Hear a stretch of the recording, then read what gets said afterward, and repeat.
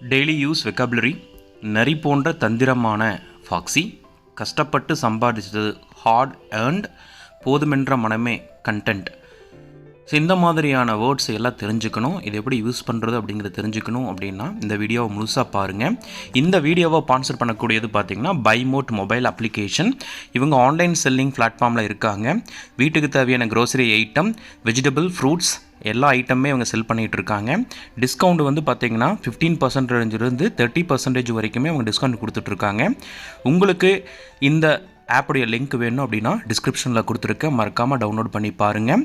உங்களுக்கு எவ்வளோ percentage discount அப்படிங்கிறதும் கமெண்ட் செக்ஷனில் கமெண்ட் பண்ணிவிட்டு போங்க. So vocabulary week. ஸோ நம்ம கண்டினியூஸாக ஒரு 7 வீக்ஸை கம்ப்ளீட் பண்ணிட்டோம். வெக்காபுலரி வீக்கு கண்டினியூஸாக நியூ வேர்ட்ஸை தான் லேர்ன் பண்ணிகிட்ருக்கோம். ஸோ எந்த மாதிரியான நியூ வேர்ட்ஸ் அப்படிங்கிறது எல்லாமே உங்களுக்கு வந்து எக்ஸாம்பிளோடு நான் கொடுத்துட்ருக்கேன். ஸோ இந்த வாரம் நம்ம என்ன பார்க்க போகிறோம்னா அஜெக்டிவ்ஸ் அப்படிங்கிறத நம்ம பார்க்க போகிறோம்.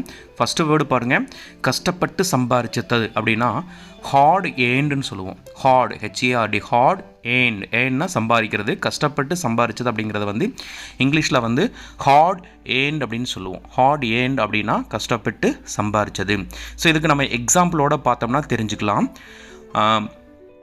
இது நான் கஷ்டப்பட்டு சம்பாரித்த பணம் அப்படிங்கிறத வந்து இங்கிலீஷில் this is my hard earned money. This is my hard earned money. இது நான் கஷ்டப்பட்டு சம்பாரித்த பணம் அப்படிங்கிறத வந்து இங்கிலீஷில் this is my hard earned money. So and அங்கே டீ சவுண்டு தான் இருக்கணும். நான் கஷ்டப்பட்டு சம்பாரித்த பணத்தை நீ வீணாக்கிறாய் அப்படிங்கிறத வந்து you are wasting my hard earned money. You are wasting my hard earned money அப்படின்னு சொல்லணும். சரிங்களா?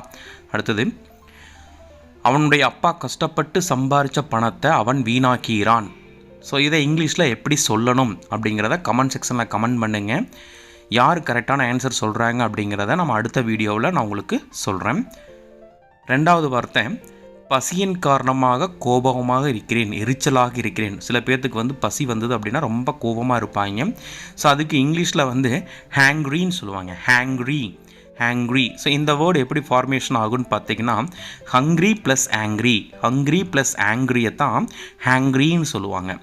ஹங்க்ரி ப்ளஸ் ஹேங்க்ரின்னு சொல்லுவாங்க. அதாவது ரொம்ப பசியின் காரணமாக கோபமாக இருப்பாங்க. சரிங்களா? ஸோ அதை வந்து ஹேங்க்ரின்னு சொல்லுவோம். எக்ஸாம்பிள், ஒருவேளை சாப்பிடலைன்னா எனக்கு பசி கோபம் வந்துவிடும். ஒருவேளை சாப்பிடவில்லை என்றால் எனக்கு பசி கோபம் வந்துவிடும். I get hungry whenever I miss a meal. மூணாவது வேர்டு, இருண்டு போன, இருள் அடைந்த. ரொம்ப ஒரு டார்க்கியாக இருக்கக்கூடிய பிளேஸை வந்து க்ளூமின்னு சொல்லுவோம். ரொம்ப டார்க் அப்படிங்கிறத வந்து க்ளூமி. இருண்டு போன, இருளடைந்து அப்படிங்கிறது க்ளூமி அப்படின்னு சொல்லுவோம். சூரிய வெளிச்சம் இல்லாமல் இந்த ரூம் இருட்டாக இருக்கிறது. The room looks so gloomy without natural light. The room looks so gloomy without natural light. Madan இருக்கேன் அப்படிங்கிறது வந்து ஸ்லாகிஷ். மதன் இருக்கிறேன் அப்படிங்கிறது வந்து இங்கிலீஷில் வந்து ஸ்லாகிஷ். SLUGGISH ஸ்லாகிஷ். மந்தமா, வழக்கத்தை விட மெதுவாக செயல்படுகின்ற, சுறுசுறுப்பில்லாத, சோம்பேறித்தனமான. ஸோ இந்த வேர்டு எல்லாத்துக்குமே இங்கிலீஷில் வந்து ஸ்லாகிஷ்னு சொல்லுவோம். SLUGGISH. எக்ஸாம்பிள், லஞ்சுக்கு பிறகு எனக்கு மதன் இருக்குது. I feel sluggish after lunch. மதன் இருக்குது அப்படிங்கிறது வந்து இங்கிலீஷில் வந்து ஐ ஃபீல் ஸ்லாகிஷ் ஆஃப்டர் லஞ்சுன்னு சொல்லுவோம்.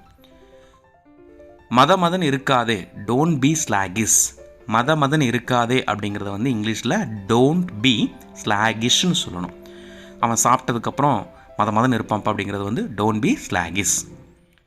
அவன் இன்னைக்கு கொஞ்சம் மதன் இருக்கிறான். ஸோ இதை இங்கிலீஷில் எப்படி சொல்லணும் அப்படிங்கிறத கமெண்ட் செக்ஷனில் கமெண்ட் பண்ணுங்கள். கரெக்டான ஆன்சர் யார் சொல்கிறாங்க அப்படிங்கிறத நம்ம அடுத்த வீடியோவில் பார்க்கலாம்.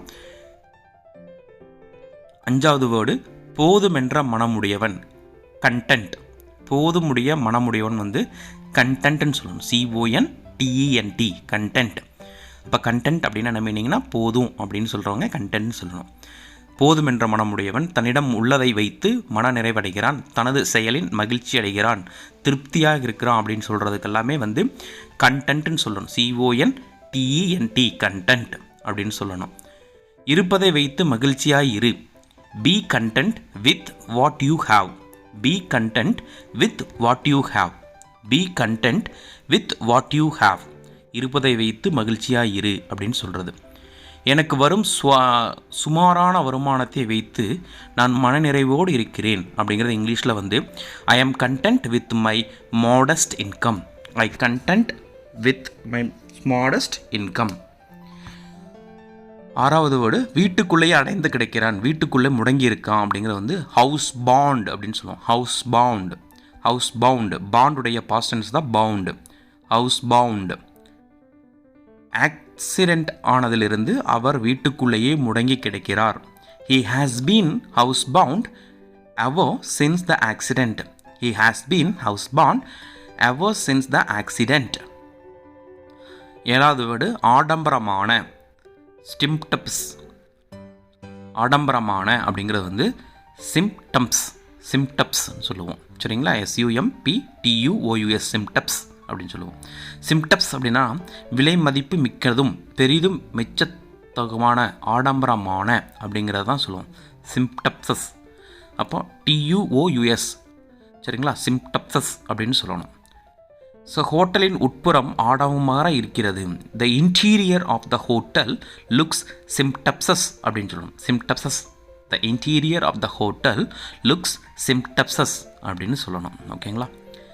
இன்று மாலை நாங்கள் ஆடம்பரமாக டின்னர் சாப்பிட்டோம். We had a symptopsis dinner this evening. We had a symptopsis dinner this evening. We had a symptopsis dinner this evening. எட்டாவது வேர்டு சவுக்கு சவுக்குன்னு இருக்குது, மெல்வதுக்கு ரப்பர் போல இருக்கிறது. அதை வந்து இங்கிலீஷில் வந்து சுவி அப்படின்னு சொல்லுவோம். சுவிங் அப்படின்னு சொல்லுவோம். சுவிங். CHEWY. சுவிங் அப்படின்னா சவுக்கு சவுக்குன்னு இருக்கிறது. கறி சவுக்கு சவுக்குன்னு இருக்கிறது. கறி ரப்பர் போல் இருக்கிறது. The meat is chewing. The meat is chewing. இப்போ சுவி அப்படின்னா என்ன மீனிங்னா சவுக்கு சவுக்குன்னு இருக்கிறது, ரப்பர் போல் இருக்கிறது அப்படிங்கிறது தான் சுவிங் அப்படின்னு சொல்லுவோம்.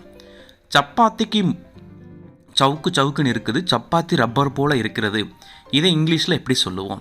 சப்பாத்தி சவுக்கு சவுக்குன்னு இருக்கிறது, சப்பாத்தி ரப்பர் போல் இருக்கிறது. இங்கிலீஷில் எப்படி சொல்லுவோம்? கரெக்டாக கமெண்ட் பண்ணுங்கள். ஒன்பதாவது வேர்டு தெறிக்கி வருகிறது, திகட்டுகிறது அப்படின்னு சொல்கிறோம்ல. க்ளோயிங் அப்படின்னு சொல்லுவோம். கேசரி திகட்டுகிறது, அதில் எக்கச்சக்கமான சர்க்கரை இருக்கிறது அப்படின்னா the kesari is cloying, it has too much sugar in it. The kesari is cloying, it has too much sugar in it. இந்த கேசரி திகட்டவே இல்லை அப்படிங்கிறது இங்கிலீஷில் வந்து the kesari is not at all cloying. The kesari is not at all cloying. CLOYING. cloying அப்படின்னு சொல்லணும். அடுத்தது 10வது வேர்டு நரி போன்ற தந்திரமான. அப்போ நரி அப்படின்னா ஃபாக்ஸ். இங்கே தந்திரமான அப்படிங்கிற வேர்டு நம்ம ஆட் பண்ணும்போது ஃபாக்ஸி. FOXY. ஃபாக்ஸி. அப்போ நரி அப்படின்னா ஃபாக்ஸு, தந்திரமான ஃபாக்ஸி. அப்போ ஈஸியாக அந்த வேர்டை ஃப்ரேம் பண்ணிடலாம். நீ அவனிடம் ஜாக்கிரதையாக இருக்க வேண்டும், அவன் கொஞ்சம் தந்திரமானவன். You need to be very careful with him. He is a bit foxy. You need to be very careful with him.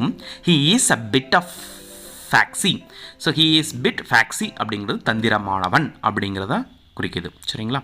So இந்த வீடியோ உங்களுக்கு பயனுள்ளதாக இருக்கும்னு நினைக்கிறேன். சரிங்களா? இந்த வீடியோவை பார்த்துட்டு இருக்கக்கூடிய அனைத்து நல்ல உள்ளங்களுக்கும் நன்றி. இந்த வீடியோ பிடிச்சிருந்தால் மறக்காமல் லைக் பண்ணுங்கள், சப்ஸ்கிரைப் பண்ணுங்கள் நம்ம சேனலை. உங்களுடைய கமெண்ட் செக்ஷனில் கமெண்ட் பண்ணுங்கள். நம்மளுடைய சேனல் அப்போ தான் க்ரோத் ஆகும். அடுத்தடுத்த வீடியோவை போடுறதுக்கு எனக்கு ஒரு மோட்டிவேஷனாக இருக்கும். தேங்க்யூ.